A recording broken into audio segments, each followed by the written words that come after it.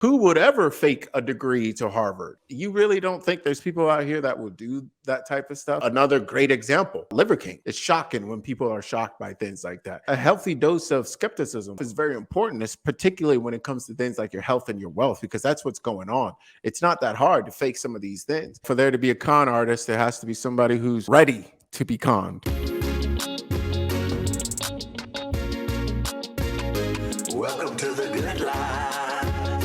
Welcome back to another episode of the Good Life Visual Audio Podcast. I'm one of your hosts, C. Muzan. I got Kabi here in the building. Say what's up, sir, again for the second time.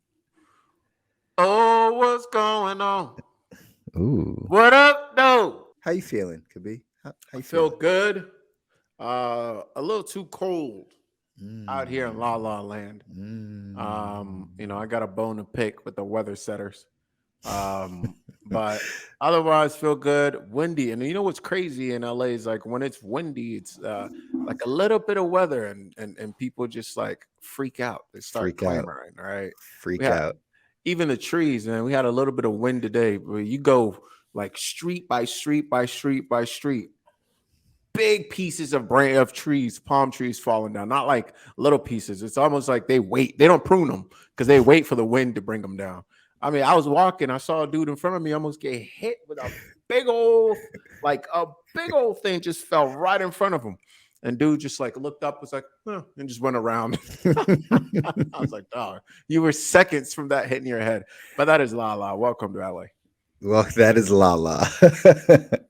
For real, welcome to LA. People do freak out when it drops below 60. Like, listen, that's what happens. And when it gets windy and gets a little less than perfect weather, because it's supposed to never rain in Southern California. It's supposed to apparently never get And cold. that is a lie.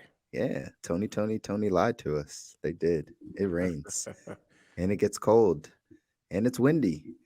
And people have to learn how to adapt. That's true. That's it. True. Just learn to adapt. But either way, the rest of the country, here's something funny. We got some snow today. Oh, wow. Ladies and gentlemen, we're almost in March, by the way. I understand this.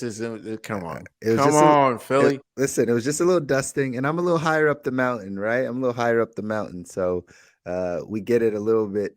It's a little bit colder up here. But we got a little dusting. We got a little 30-minute dusting of a little snow.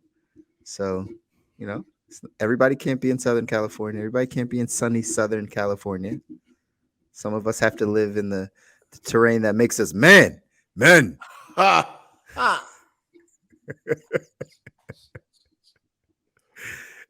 Nobody wants these. All right. This pansy weather. Come on. Okay. Need to be a man. Let's and here we are. We have officially up. There's a letter. We've been canceled. Yeah. From Listen. the Woke Federation. They're paying attention over on YouTube, but it's all good. We're still here. We're not offending. Shout out to Detroit, though. It probably snowed in Detroit today. I bet it did. But you know what? If for some reason, snow in Detroit, snow in Philly don't sound the same. Philly sounds like death. Detroit sounds like, glistening land full of music and good stuff. Sure. Yeah. Sure. Yeah. Anyways. Yeah. There we go. That's all we need. Let's get into the show. Hey, this is our segment called 2 by 2. 2 by 2. This is an interesting one. Heard about this earlier, but didn't know that, there was some new news on this. So again, those of you watching us live, you'll get a chance to hear this kind of first. If you're tuning in after on the replay, as soon as this gets posted again, this might have already, this might be old news to you, but ex-NBA players were sentenced to prison after a multi-million-dollar fraud scheme. So Allen Anderson and Kenyon Dooling have received prison sentences for their roles in a multi-million-dollar healthcare fraud scheme. Apparently, they were one of 18 former players arrested and charged that involved around $4 million in fraudulent claims to the league healthcare plan. They were literally getting like fake doctors' notes and things like that, and making money from it, I guess. So it says they got both sentenced to 2.5 years. 2.5 years for dueling, 2 years for Anderson, sentenced to prison.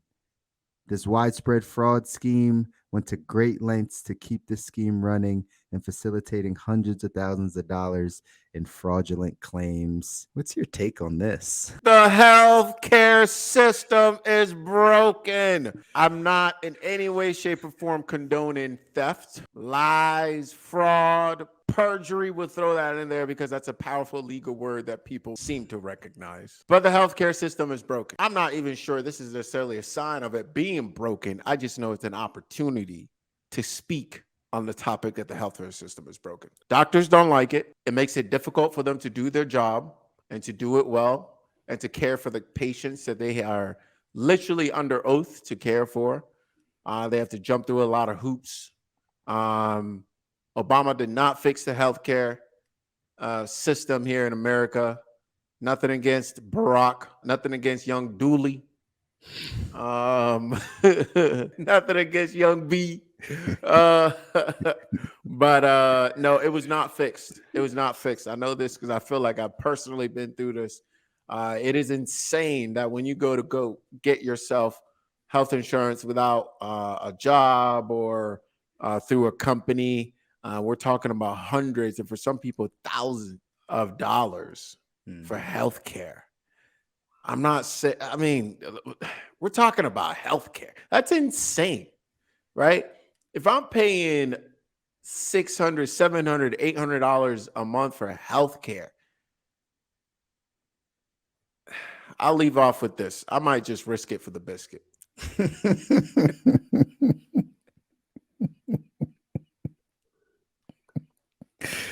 Oh gosh. I understand. Listen, your point is duly noted, right? Duly noted. Healthcare is high and the system is broken. I just wouldn't expect this from NBA players, in all honesty, right? Like I wouldn't expect it from them. 1,000% understand that it's a lot for healthcare in this country, but you're in the NBA. Now, I don't know the ins and outs of people that are in the NBA. Everybody that has a job, I want everyone to understand this, right? Because everybody that has a job to some degree feels like they're not getting paid what they're worth at their job, or that there is some form of like, I should make more or have more or right, be compensated better. You hear this from athletes. If we put our life, you're hearing this a lot in the NFL. If we put our life on the line and right, we're getting concussions and people are in bad shape as they get older, right? The least they could do is blah, whatever that is, whether it's pay for healthcare, whether it's Healthcare for life, right? Whether it's healthcare for life, whether it's bigger pensions, whether it's more doctors, whatever it is, right? To some degree, most people at a job, and especially in these professional sports, are feeling like the leagues, the companies, are not paying them what they're worth. So, maybe that's an excuse. I don't really want to don't want to make excuse for theft or fraudulent stuff. But I would expected that this wouldn't have come from NBA players trying to find the loophole on how to get paid out from some medical claims or whatever the case is. It said that their restitutions in here were like $500,000 and then $100,000 respectively. So that's a bunch of money being taken directly out of the healthcare or right out of the pockets of, I guess, the NBA. That's why they probably came down so hard on them, because 2.5 years in prison for that. I think that's some people might say it's a fair sentence. I think that's a hefty sentence, but I just wouldn't have expected it from these guys. But that being said, maybe they felt like they were owed more. I don't know. or they felt like it was an unjust system that needed to be brought to its knees. And yet they are going to be brought to their knees. Only for 2.5 years. It was worth it. It was worth it. We are not condoning any fraudulent. Not because they didn't have the money. It was the principle of the matter. The principle. It was the principle. Well, they recruited some guys in there in the whole scheme. It didn't say that anybody else got charged, but they said they were 2 of 18 other players. So when I initially heard about this, it was like names like Tony Parker and that were in there. You know, things definitely went downhill for Tony Parker. Oh man, shout out BBB. That was nothing but love for my French people, by the way. There we go. Both in Canada and Sierra Leone and France. Thank you for clearing that up, sir. Thank you for clearing that up. I Anyways, had to. I had to. I had to. But this is so wild. I mean, the healthcare system honestly is one that I don't. I'm not sure how we're going to fix it. Um, but for me, I kind of I've come to a place where it's like, well, like a lot of different problems that we have here in our modern environment, it's really going to come down to us being aware, number one, and number two, on an individual level, becoming self-sufficient, mm, and then pairing up with other self-sufficient individuals to create, communities, etc. So in this particular case, the hope would be as quickly as possible, um, become self-insured so that we can go ahead and say, I appreciate it, but I'll go ahead and invest my $600 a month that I have to give you just in case I get hurt. yeah. Something happens. That's a big deal. We're going to have a health insurance expert on here very soon in an upcoming episode, more than likely, so we can have this conversation, because there are definitely some holes in the insurance space, the health insurance space, and we should at least talk about it. Um, you know, some people will vote for, was it universal health care, right? Like everybody getting health care, but there's always there's pros and cons to everything. There's pros and cons to everything. Uh, I believe I heard this. I'm not an expert in this space, but I believe I heard, like, so Canada has that, right? Canada has like healthcare for everybody, like universal healthcare, whatever it is. But like, I also heard that you might have to wait like 3 months to get a doctor's appointment, type of deal. Really? Yeah, right. Like, it's not like some, like, you get on demand, like how we schedule an appointment for next week. Yeah. It's kind of like, no, okay, you're in line, like waiting for everybody else. And so you can hit the emergency room or whatever that is, or you can right, wait for your turn 3-4 months later to make sure you get an appointment.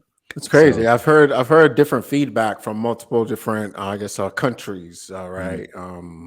And it's hard to tell. I think that's one of those things. There isn't a lot of clear, transparent information for the common person that doesn't spend their life studying healthcare. But it's one that's even insane because does it really make sense in the sense of uh, like I would love to get more information about like the history of the healthcare system, what was originally meant to be, because it can't be what we're in now, right? If that was the clearly not. initial, the initial sort of vision. So I don't know, man. It's really tough. I had personally, it's been something that I've struggled with throughout my life in different points, whether it's no longer being able to be on my parents' insurance, then having to find one of my own, then finding one as an entrepreneur, then finding one. Mm, It's just like, oh my gosh, this is so crazy. Thank goodness. Um, I'm typically been very, very blessed in terms of my health, but this is pretty yeah. ludicrous. In fact, one of the things I had when I was clearing my debt out of college, when I was getting out of debt, was medical debt. I think I've Hmm. mentioned this before. It was medical debt, and it was medical debt as a result of insurance. So Hmm. I had gotten into slid on black ice, gotten into a car accident, Mm, and here I was like, well, at least I'm good, right? Insurance is going to cover this. Give them a call. Oh, nope, sorry, blah blah blah blah blah. End of the day, they didn't cover anything, so I ended up with insurance debt essentially, right? Paying for the car, and then medical debt that I had to pay for as well. And that's crazy. You've been paying for insurance for so long, then something happens, and doesn't come through. yeah, that's nuts. That's like, Yeah. Yeah, that burns people, man. It happens to a lot of people, right? Those clauses and the things that insurance covers and doesn't cover for the amount that you pay them, right? So it's tough. It's tough, but there's got to be a fix. There's got to be some more transparency around it. That's really what I think it is, right? It's got to be some more transparency around it. Got to have some more conversations around it Yeah. in order for it to get fixed. That'll be important. That'll be important. So, enough on the healthcare system. Today's topic, we're talking about navigating some of this information overload out there. I don't know how many of you guys are out there feeling this way, but Kabi and I had this conversation off camera, just talking about the amount of information, most of it bad information, or just does can't apply to all of us. But just the amount of information out there around our health and our money, right? The health and wealth side of things. There's just everywhere you turn, there's somebody kind of telling you about something, or right, telling you their way of doing it, or this is the right way to do it and that's the wrong way to do it. And there's just so much of that out there, that how are people able to focus? Like, how are people able to actually get on a solid plan or know exactly what to do in their health or in their money when there's so much information? Right? When do we get to this place of information overload? When do you think this was? Because I feel like it's been more recently than I've seen in the past, but maybe it's just because we're more tapped in now. But like, when do you think we got to this place of like so much information around health and wealth? I would say probably our generation, the millennials. This is the first generation where you see that recalling of information, of just facts, is not as glorified as it used to be with maybe our parents, where the smartest and most intelligent students and people, et cetera, were very quick with recalling information. Now that technology has evolved to where it is now, what we're looking at is it doesn't take much for somebody to hop on their phone, computer, or tablet to verify, if you will, quote unquote, information. And that typically means Google. Mm, Um, and that's all good, because that now means that we can go ahead and a lot more of our God given computing power around interpretation and application of information, rather than just rote memorization of information. The issue, though, is we're at a point now where that recall allows or has individuals feeling like they have actually accomplished something, right? mm, So I read about how to, or I watched a video about how to, or I did this about how to put in, take an car engine apart and put it back together. So I can pretty much do it. All right. And this is actually a phenomenon that they've studied, where they look at individuals that will watch YouTube videos and rate their interpretation of their ability to do the task that they just watched a video on. And it's usually pretty high. They feel mm, like they're a good mechanic right after that. Right. So it's very interesting, because it gives us this feeling of, one, we live vicariously through somebody else.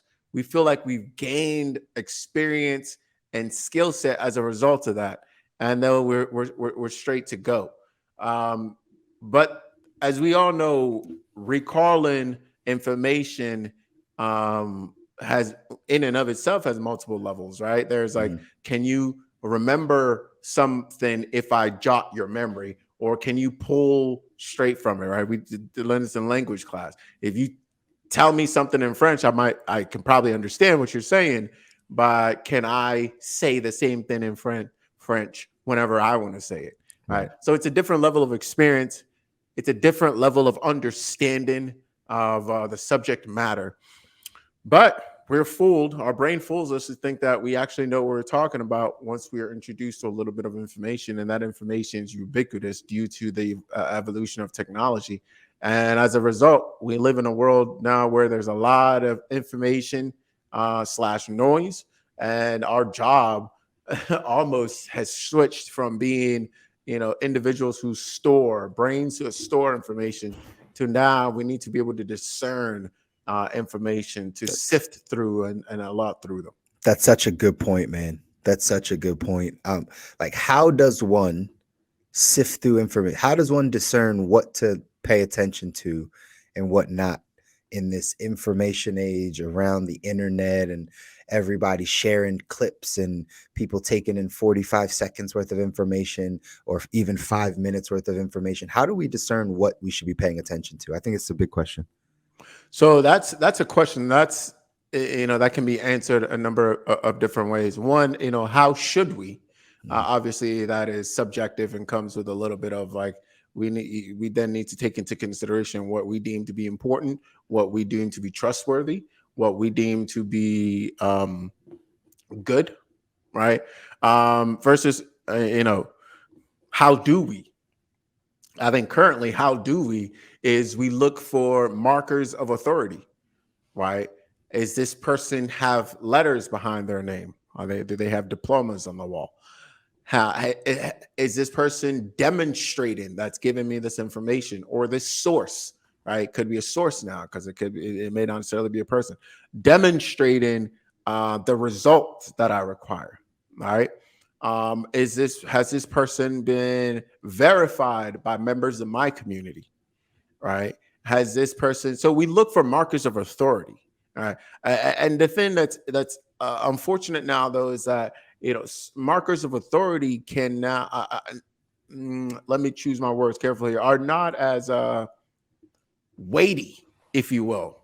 And when I can't find the right word, I tend to modify current words to get me to a place where I can express that. So I'll say weighty, right? They're not as weighty. So and you hear this a lot, right? I'm in uh, um, an acupuncture program. I was talking to other folks who had already been through the program, et cetera, and they were talking about how much easier it is for students now.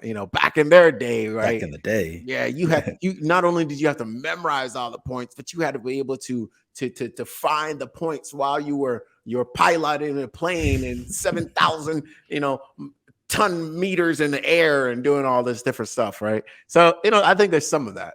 There's a little bit of that Yeah. going on. Yeah, I mean, there's definitely some of that. I think that weightiness that you're talking about, like again, how do we, um, I don't know, make somebody an authority in our society or like look to them as an authority? Again, you named a couple of them. Most of them are the degrees, right? The plaques, or are they demonstrating this? But even in the demonstration side, there's so much cap, as the young people would say, right? Yeah, fakery. There's so much of it, man. And especially in this social media world, in this Instagram, Facebook, TikTok, LinkedIn world, like there's just so much YouTube world of like, that's not real.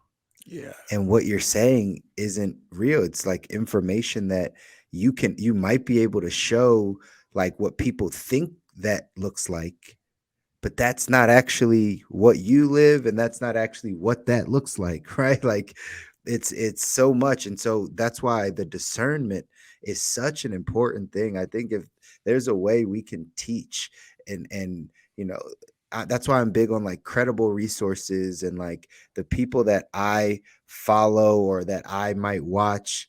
I've been watching them for a long time to understand who they are as people. It's really hard for me to like once I'm introduced to somebody, whether in the health space, wealth space, even other spaces, but let's just keep it those two topics. If I'm introduced to somebody's content and I start to look at some of their things, I will watch them for a solid 4 months, 5 months, 6 months to really like get a feel for what they're talking about.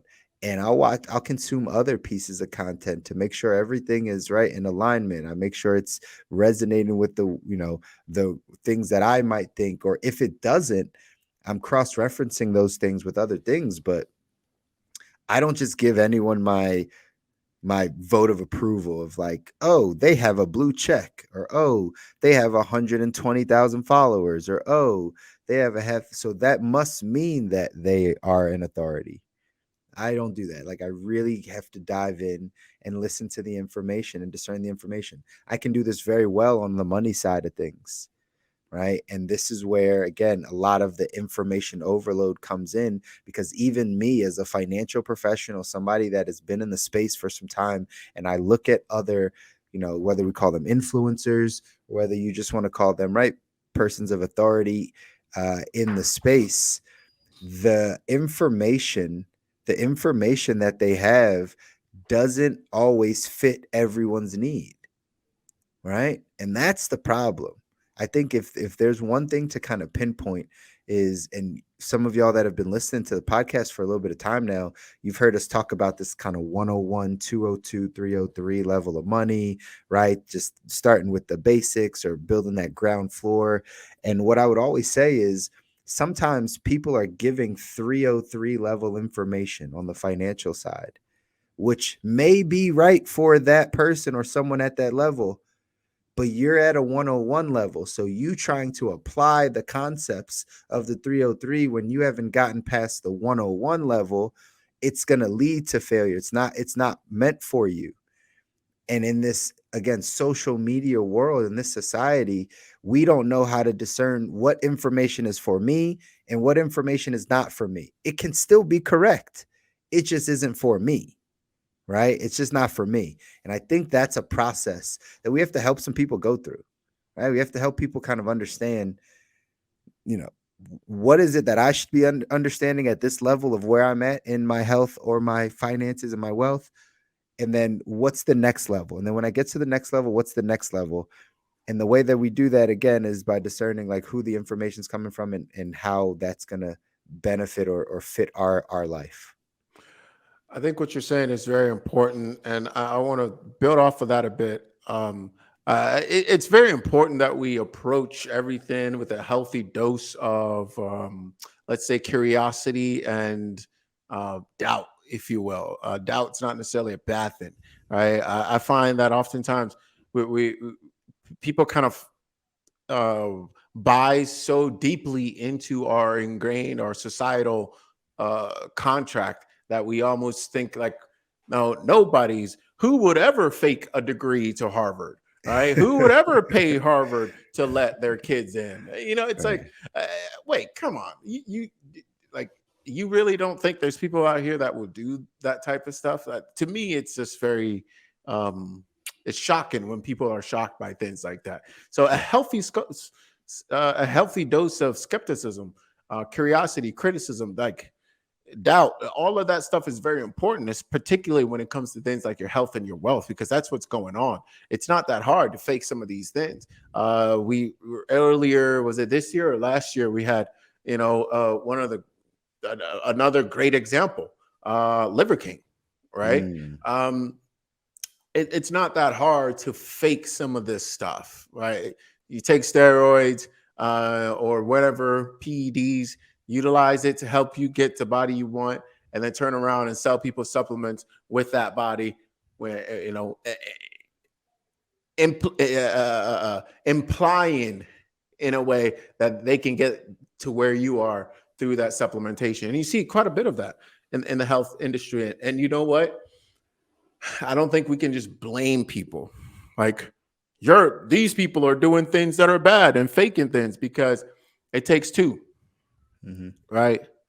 For there to be a con artist, there has to be somebody who's ready to be conned, Hmm. right? So And what sucks is, like, and to that point, it's just the ignorant, right? Like the people that don't know as much. And so imagine that person that like doesn't have access to understanding what good health is, and they're going on the internet for the first time to try to figure it out, and they come across some person that's like, don't eat fruit. And all of a sudden you're like, oh, well, that's the way, huh? Right? And like, look at them; they have a six pack. All exactly. right, it must be true. Exactly, right? There's just, again, this back to the point, like there's just so much information that we really have to uh, help people get to like what works for you, right? And those of you that are listening, like I know Kabi and I, we have like a thesis of just continuing to keep it simple, get back to the simplicity of both of these sides. That's why what we talk about works so well, is because both of us come from a similar standpoint of like before we start piling on some of the complexities in each of these areas, because it can get complex and there's a ton of information out, start with the simple things. Start with the simple things, right? I take you from the money side.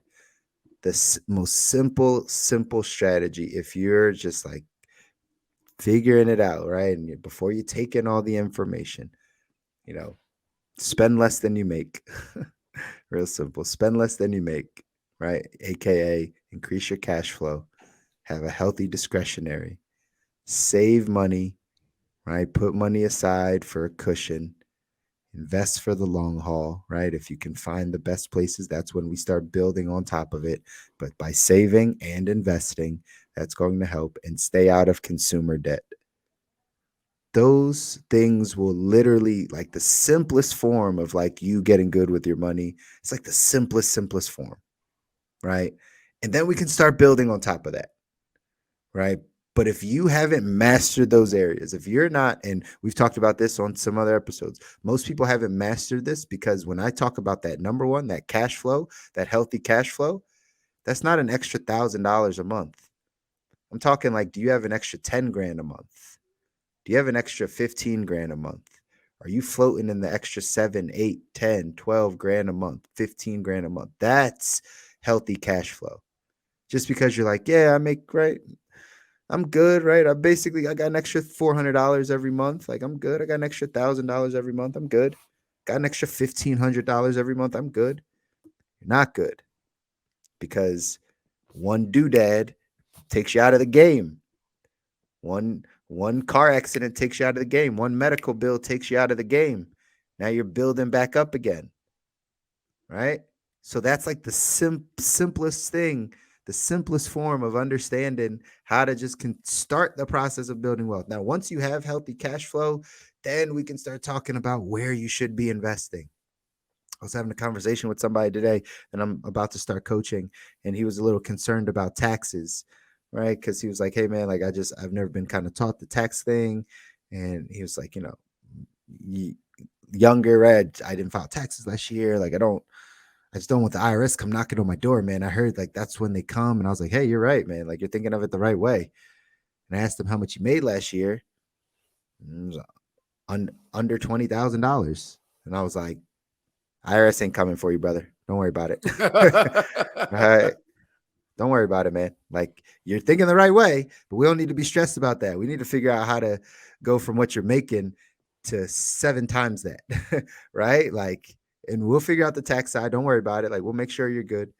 Right. And so that was like a relief to him, because he was so concerned about that side, like as if he's about to get audited and owe a bunch of money and tax. Like, no. You don't make enough yet, but it's okay. It's okay, right? We'll get there. And so I feel like people go through this process of concerning themselves with things that they don't need to be concerned about at their level, because there's this overload of information out there. So see it a ton on the money side. What are you seeing on your side, man? It's very similar. I mean, the 80-20 rule, right? Pareto's principle. When we apply it to both sides, it's very simple. You've heard me say it before. We divide it into 3 different categories. You might have different buckets. I just happen to name them this. For me, it's consumption, and we can narrow that down to most important. Consumption is probably food for most people. But I'm talking about all things you consume, including what you drink, what you eat, what you listen to, etc. Like, just take an audit of that. What goes in literally becomes the building blocks of what makes you. When we say you are what you eat, well, I mean, like, think about that for a second. If you're if you're a growing individual reproducing millions and millions of cells, right? What are those cells made out of? Well, they're made out of the resources that you give your body. So of course, if you go for an extended period of time of not paying attention or being aware of what it is that's going into your mouth, making sure it's high quality, at least to the best of your ability, you're going to have issues down the line. Then it comes down to what you're doing with your time, movement, those type of things. And we're not talking about, it doesn't have to be like, going crazy in the gym and any of that stuff. But if you're not moving for 5, 10, 15, 20 years while you pursue your career of building whatever or earning whatever it is, well, guess what? After 20 years, you ain't going to be, you're not going to be moving like a spring chicken, right? Because you just haven't done it. Okay, so it's very simple. If you're having, um, you know, a, a beer and a cigarette, you know, 5 times a day, it might catch up to you. I mean, there aren't guarantees here, but we're just playing the numbers. You know what I mean? That was for all the people that are saying, but my Uncle Marvin has, 5 cigarettes every night. And yes, yes. Shout out Uncle Marvin. I'm sure Uncle Marvin is fantastic, but you may not be Uncle Marvin. That's right. So, the 80-20 rules are very simple. Okay. And when we pay attention to those, it actually saves us a lot of headache down the road. It's a lot easier to prevent than it is to treat and certainly to cure. Mm-hmm. So, Hippocrates tells us something. All disease originates from the gut. When we look at the top 10 reasons why people are not just dying, but having a diminished quality of life, right? So maybe you don't necessarily care about dying, but like while you're here, why not live a good life? Why Right. not feel good while you're here? So that's another huge piece right there, man. And I think it's tough because in the health space you have so many people. Everybody thinks they're an expert in eating, and I'm sure everybody thinks they're expert with. Well, a lot of people Mm-hmm. know they're not experts with money, but Mm-hmm. everybody is like eats. I know what I like. I know what tastes good. I know what right. But as to eating in a way that you can both enjoy all the benefits of food, not just the taste, is very important. The taste is important. It is one of the things that heals us. Mm-hmm. Um, so, That's so but funny. yeah, It's really funny something that you just said that just kind of clicked for me. Uh, the worse people are in these areas, health and wealth, like kind of like the lower level that they are. It's funny. The more that they think they're an expert, it's really I don't know what that is, but like people that are like not great with money at all and not making a bunch of money and kind of right the under six figure and right just the average because the average American, by the way, ladies and gentlemen, makes $50,000 a year, $54,000 a year, the average person, right? So just understand, not everybody's out here balling. Doesn't matter what you see on Instagram, right? That's just not life. But like you take that average person that's making that, like they think they know so much about how to do it. They really do. But then you get around people that might make a couple $100,000 a year, right? They might be a little bit better in their finances. They might not be on that cash flow side. They might have good cash flow. They might have saved some money. They actually know they're not experts. Then they're like, man, I need more help because I need to get to this next place, right? And I feel like it's the same thing on the health side. Like when people are just like, you know, super ignorant around the health side or just they eat what they want, they consume what they want, they kind of just they're the ones that feel like they know their body. It's like, I know my body, I know what I need to do, and and then you start getting educated and you start getting a little bit better and you start consuming some different things. Now you realize how much you don't know and how much you need different things and different information. So it really is something to be said there about like kind of the level people are at in their health and wealth and how much information now they're wanting over those things, right? I'll sit down with people that remember I work with everyone in the financial space, right? I don't just work with you know the higher net worth, the higher income earners. I'm sitting down with your average 36-year-old person that makes 40 grand a year, right? And for sometimes they feel like they know so much about like where to invest and the investments and the moves they're making, and they're like so sure.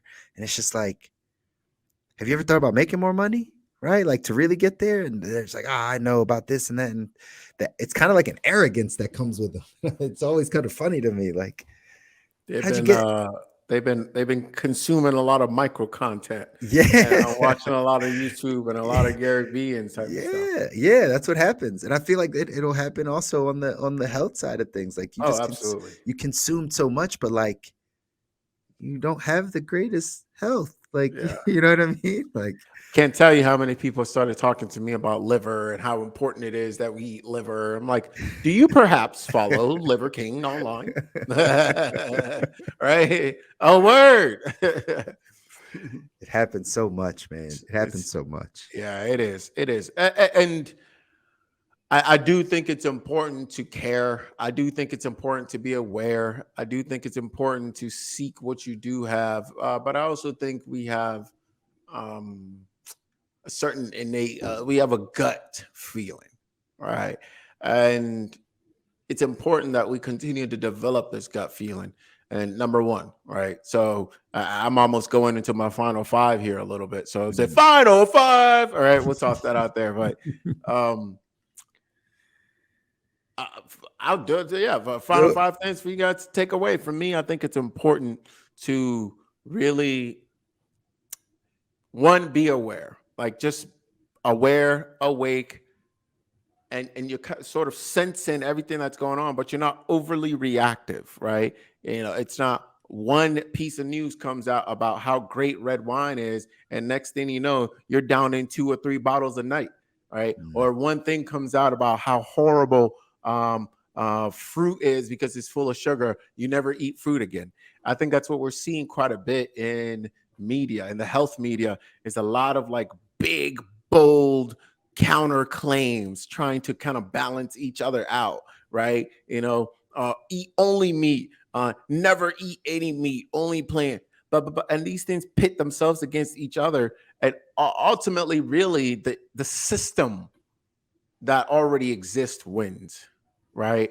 Because it's not really about whether you eat all meat or no meat. It's really about the quality of the food that gets to our plate. When we go across the United States, you know, as I was traveling this wintertime, I realized, man, like as most of the United States does not have like it live in very it's very tough. Yeah. Like yeah, it's not the same for everybody. It's Yeah. very, very tough. Yeah, no, I agree 1,000%. I was gonna say, like, I think I might have said this on another episode, or maybe I was just telling somebody personally that, like, since moving to a place that's a little bit outside of the city, that's not like in the surrounding areas, not necessarily the greatest. Like, the food selection's horrible, horrible, horrible. Like, I can understand why anyone that might live in a smaller town or like live in like a rural area that like doesn't have access to like real fresh foods or things like that, like how they really can't consume good food. Like it's really tough. Like me and my wife really resort to like cooking a ton now just because like you go out, there's fast food options and then there's this like crappy casual dining. It just clearly it's just not good. It's just not good. Yeah. Right. And so I can imagine that the more you go around, the more you see, you'll see that there's just not a lot of options for people. Hence why I'm trying to get this vertical farming thing off the ground. Like for real, Yeah. vertical farming, right? Like I'm not going to talk about it too much on this episode, but like it's a real thing. Indoor farming, learning again, people want to be able to source their own food and their own crops and all that type of stuff. That's great. But like just literally being able to create food indoors that we know where it comes from, the life cycle of it, right? Give it its own way for it to grow, right? Whether it's soil, light, right? Hydroponic, whatever that is. Like, I think that food grown in a controlled environment is going to be the future. Said it here first, ladies and gentlemen. Not He first. did. Not I will first, but vouch for that. I will vouch for that. I think fresh oh, I guess we're already kind of doing this now, but mm, I think there will be an increase in quote unquote fresh food being delivered to homes, but also dr- um, um, good application of processing of food. So like mhm, taking a bunch of dark leafy greens and freeze drying them and getting them into powder, etc. I think there will mm, be a massive increase in those two before you see vertical farming boom. mm. Yeah, that would be my call. That's interesting. That's I interesting. yeah, I just think we've gone a couple of years now where people have been removed from their food source that it's not going to be very easy to go back. Yeah.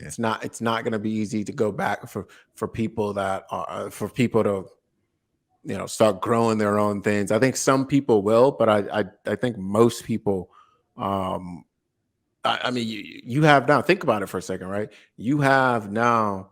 We're now fully in the stage where most individuals are from birth never like play in soil or like are around food that's grown at all. They're Right. only ever around food that's like fully prepared or like ingredients to be prepared that's already kind of gotten to a certain point. Totally.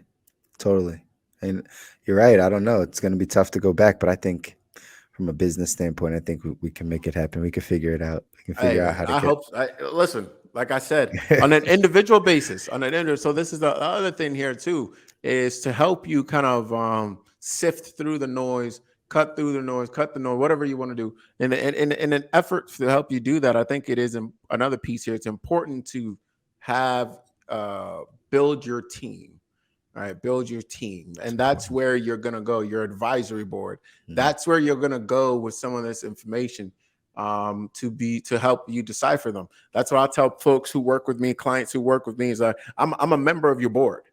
Right. I'm a member of your board. I might wear my little health hat, commissioner of health. Uh, and I advise you as to based on me keeping up with the research and deciphering it on a daily basis to give you um, somewhat opinionated, definitely opinionated, but letting you know it's opinionated interpretation Right. of what is out there so that you can take that information and make the best decision for yourself. Yeah, that's a big deal, right? Build your team, get the people that you trust their knowledge and trust their information, not just again somebody on social potentially, but somebody that you've had a conversation with that you understand. And yeah, put those people around you. It's gonna help a ton. Um, yeah. Final five still? Five things? Yeah, that was my two right there. Those two. Yeah, that, I'll give you one on the financial side. Kind of one of major takeaways here is again just get back to the basics, right? So if you can discern kind of what the information is that's coming in for you, just get back to the basics of the financial side. Make sure that you have the basic things down, and then you can start seeking information around the things that you need to continue to improve on, or right the next areas to head. So if you haven't focused on your cash flow, or you haven't focused on your short-term savings, or you haven't focused on getting out of debt, focus on those things first and foremost before you start trying to figure out the best offshore accounts for your money, right?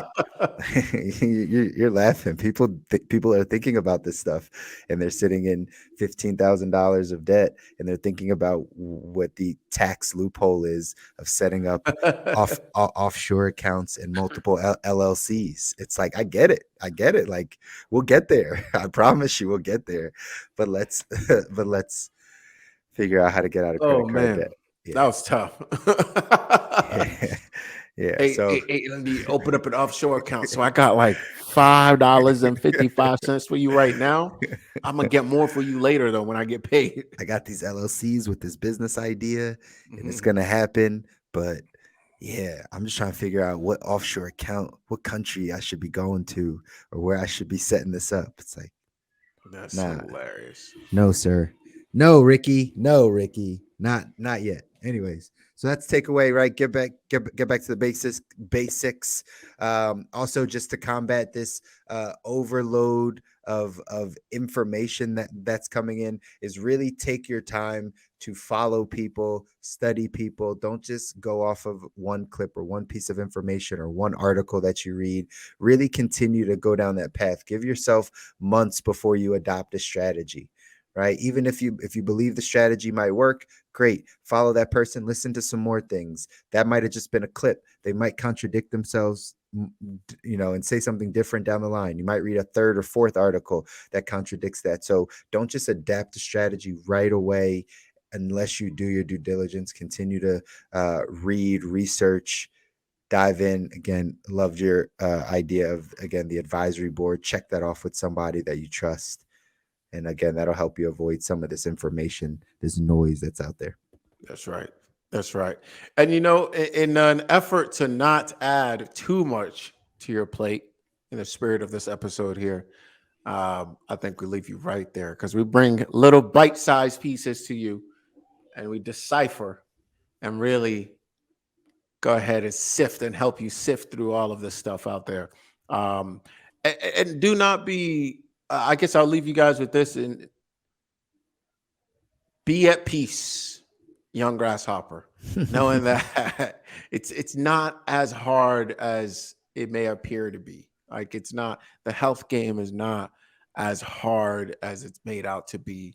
Well, I'll say if anything, the playing field is really Mhm. tough. Like there's a lot of stuff out there for us to get to, and a lot of the stuff that we deal with, new things that we deal with, is a result of human intervention. All right, so as we think about that stuff and we go back to the basics, we will be fine if we follow Mhm. the good example of the people in Detroit. Um, so make sure that you subscribe wherever you see this on YouTube, etc. Make sure you follow, like, comment, share with somebody that you like or don't like. We don't really care. Doesn't matter. Also Doesn't join that really doesn't. But also join us in the Facebook group, right? You see it down there on the screen for those of you that are watching. Join our Facebook group. We're actually gonna again continue to put out, give you more access, give you more content inside of there to again allow us to be on your advisory board on the health and wealth side. Check some things off, shoot us a message. Hey, I saw this video. What are your thoughts on it? Hey, I saw this article. What are your thoughts on it? Right. And we can give you our thoughts. We can share with you kind of how we're thinking about those things.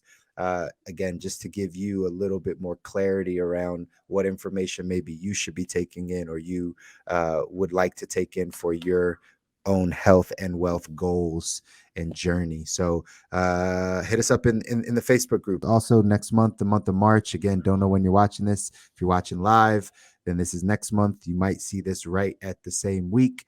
We're holding our next workshop, our blueprint workshop, where we're again giving you the blueprint on building your health, designing your health and wealth, and designing your plan.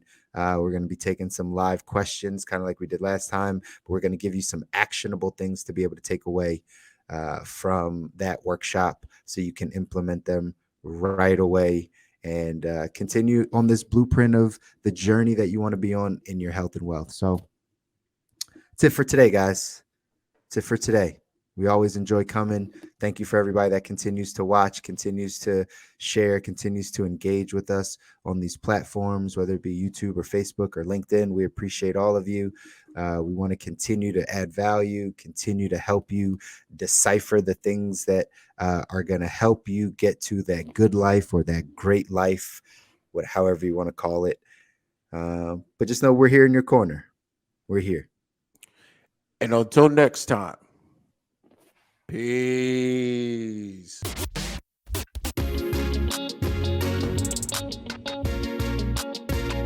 Welcome to the good life.